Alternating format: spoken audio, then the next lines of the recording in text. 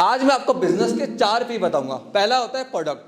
किसी भी बिजनेस को चालू करने के लिए उसका प्रोडक्ट बहुत इंपॉर्टेंट होता है। जितना अच्छा बिजनेस का प्रोडक्ट होगा उतना अच्छा बिजनेस ग्रो करेगा। दूसरा होता है प्रोसेस। तीसरा होता है पीपल, जो लोग उस प्रोडक्ट को बेचेंगे, उस प्रोसेस को चलाएंगे। और चौथी चीज जो लास्ट में आती है वो होती है बिजनेस के अंदर प्रॉफिट।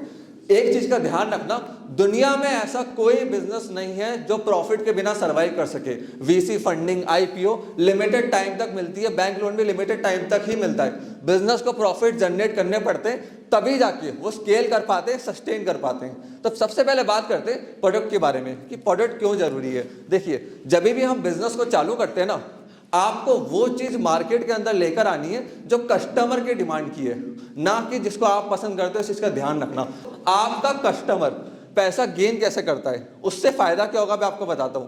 जहां पे आपका कस्टमर पैसा कमा रहा है ना, उसके प्रोसेस के अंदर घुस जाओ।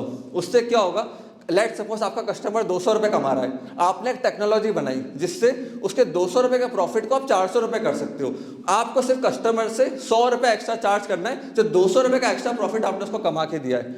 आज के टाइम में मोमो की वैल्यू क्या है हमारे लिए, कितना हम पे करना चाहेंगे मोमोज के लिए? कितने?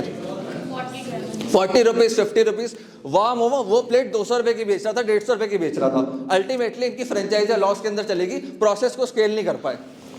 अब बूटस्ट्रैप स्टार्टअप और फंडेड स्टार्टअप्स में आपको डिफरेंस बताने के साथ साथ इनमें से बेस्ट कौन है वो मैं आपको बताऊंगा। देखिए, सबसे पहले ये समझते हैं कि बेसिक्स क्या होते हैं फंड रेज करने के। इन्वेस्टर, वीसी, एंजल इन्वेस्टर या प्राइवेट इक्विटी फर्म आपके बिजनेस के अंदर पैसा क्यों लगाएंगे। सबसे पहली चीज, अगर आज के टाइम में आपको वीसी फर्म से, एंजल इन्वेस्टर से फंड रेज करना है तो आपको टेक ड्रिवन बिजनेस करना है। क्या करना है?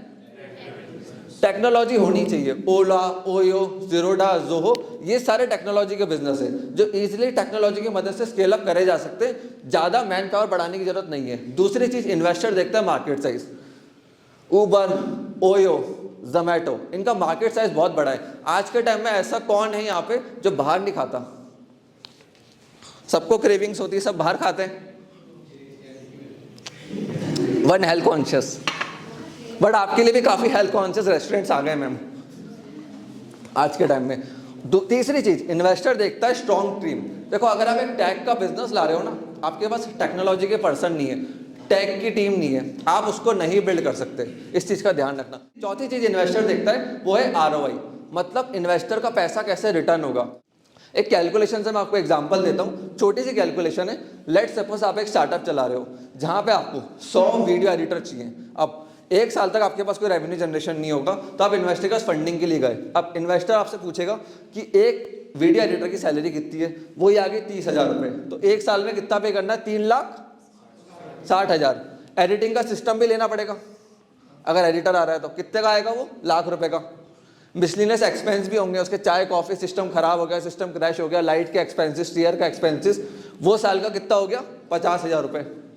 तो अगर आपको 100 वीडियो एडिटर अपने स्टार्टअप के अंदर, बिजनेस के अंदर चाहिए, तो पहले 3.6 लाख इंटू 100, 1 लाख इंटू 100 और 50,000 इंटू 100, ये टोटल निकल कर आएगा आपका 5 करोड़ 10 लाख रुपए।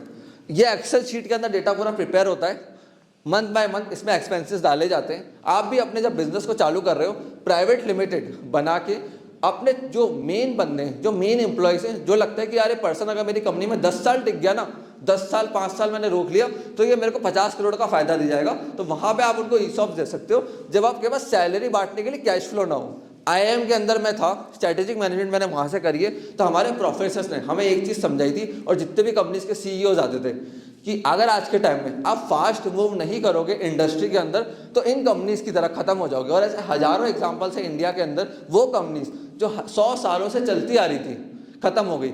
डाबर, कितने टाइम से लोग हम जानते हैं डाबर को, बट आज देखिए पतंजलि बहुत मार्केट के अंदर तेजी से आया, फास्ट आया और पूरा मार्केट शेयर खा गया। तो फास्ट मूव करना बहुत जरूरी होता है कि आप कितनी तेजी से प्रोडक्ट्स को लेकर आए, इनोवेशन को लेकर आए और चीज़ों को चेंज करें। प्लस हमने क्या करा, जितने कस्टमर्स हमसे सर्विस लेते थे हमने उनको डिस्काउंट देना चालू करा। कहा कि 10-20% का डिस्काउंट देंगे अगर वो हमें रिव्यू देते हैं। सेल्स टीम को मोटिवेशन दी रिव्यूज करवाने के ऊपर। इससे आज कोई भी हमें गूगल के ऊपर राजस्थान में सर्च करता है तो हम टॉप के ऊपर आते हैं। तो मेरा कस्टमर एक्विजिशन आज के टाइम में 0 हो गया है। पर मंथ गूगल से मैं 600 प्लस लीड्स फ्री में जनरेट कर रहा हूँ और जिनमें से मेरा कन्वर्जन रेशियो 40% है। तो ये आपको अपने बिजनेस के अंदर सोचना है कि आपका कस्टमर क्या सोच रहा है, कैसे मार्केट में फास्ट मूव कर सकते हो। बेसिक लीगल रिक्वायरमेंट्स आता हूँ बिजनेस को चालू करने की हिंदुस्तान के अंदर। एक तो आपको चाहिए होती है प्राइवेट लिमिटेड कंपनी, जिससे आप ईसॉप पूल बना सकते हो, फंड रेज करना हो, बैंक का लोन लेना हो, प्राइवेट लिमिटेड आज के टाइम में रिक्वायर्ड होती है। दूसरा होता है ट्रेडमार्क। हर बिजनेस का एक नेम होता है, बिजनेस के नेम को सिक्योर करने के लिए आपको ट्रेडमार्क की जरूरत पड़ती है। तीसरी चीज जीएसटी। अगर आपका टर्नओवर एक साल के अंदर 20 लाख से ज्यादा नहीं है तो जीएसटी की रिक्वायरमेंट नहीं है, इस चीज का ध्यान रखना। सर्विस इंडस्ट्री के अंदर, और अगर आप प्रोडक्ट बेच रहे हो, प्रोडक्ट इंडस्ट्री के अंदर आपका टर्नओवर लिमिट गवर्नमेंट ने 40 लाख रुपए तक दे रखी है। मतलब अगर 40 लाख से ज्यादा आपका टर्नओवर नहीं है किसी भी फाइनेंशियल ईयर के अंदर तो जीएसटी लेने की जरूरत नहीं है। Okay sir, as you have already told कि भाई टैक्स स्टूडेंट्स कहाँ पे कर सकते हैं, what about management students as they can go in marketing field also and it's management की, मार्केटिंग वालों की मैं आपको बताता हूँ। देखिए टैग, जो टैग के लोग हैं वो प्रोडक्ट बनाने में सबसे अच्छे होते हैं, बट बिना मार्केटिंग के कोई धंधा चल सकता है? मार्केटिंग वालों की सबसे ज़्यादा डिमांड होती है, इस चीज़ का ध्यान रखना। अब मार्केटिंग में आप कहाँ जा सकते हो? देखिए पहले मार्केटिंग ऑफलाइन होती थी, आज से 10 साल पहले, 15 साल पहले, बट आज के टाइम में ह्यूमन का फोकस कहाँ पर है? मोबाइल के अंदर, लैपटॉप के अंदर।